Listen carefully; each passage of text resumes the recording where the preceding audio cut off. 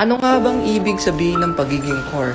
Sabi ng iba, yung core daw yung pinakamadaling role sa lahat.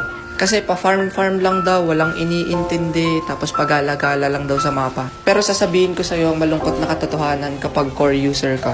Tama, pa-farm-farm lang, pagala-gala sa mapa. Pero hindi mo nararamdaman yung pressure na nararamdaman ng isang core. Lalo na kapag merong team fight sa isang objectives.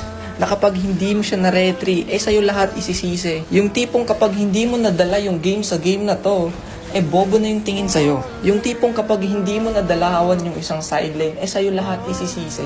Pero partida, hindi ka niya tinutulungan nung ini-invade yung farm mo. Kaya ngayon yung sabihin sa akin na madali mag-core. Kung meron mang sobrang galing mag-core, maniwala ka sa akin. Lahat ng trash talk inabot niyan, lahat ng sisi pinagdaanan niyan bago siya maging magaling at nasanay sa ganong kultura. Kaya wag mong sasabihin na madali lang mag-core, please lang, lalo na kapag Angela lang yung alam mo.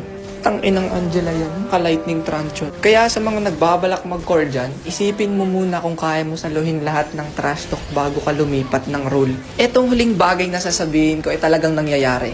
Alam mo ba kung bakit maraming core na nagkikwit? Dahil hindi nila kinakaya yung pressure.